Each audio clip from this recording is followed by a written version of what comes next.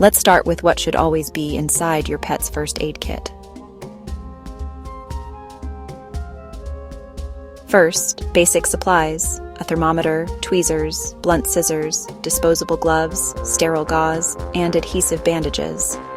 Next, pet-safe antiseptic spray, saline solution, styptic powder, and electrolytes for hydration.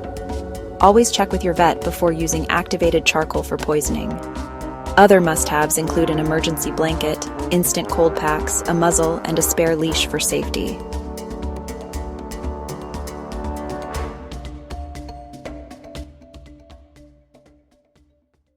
For minor cuts, flush with saline, apply antiseptic, and cover with gauze. For bleeding, apply direct pressure with gauze. If bleeding doesn't stop, add another layer. Don't remove the first one. For burns, cool with water for 10 minutes. Cover lightly and never apply creams or oils. If your pet is choking, perform a gentle Heimlich maneuver depending on their size, and get to the vet quickly. Never induce vomiting unless your vet instructs.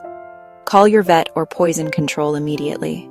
With heatstroke, move your pet to shade, offer cool water in small amounts, and get to the vet. Keep a kit in both your home and car, learn pet CPR, and save your vet's contact details where they're easy to reach. Remember, first aid is about stabilizing your pet until you can get professional help. If you found this video helpful, like, subscribe, and share with fellow pet parents. This has been TailToks Tips, keeping tails wagging and purrs going strong.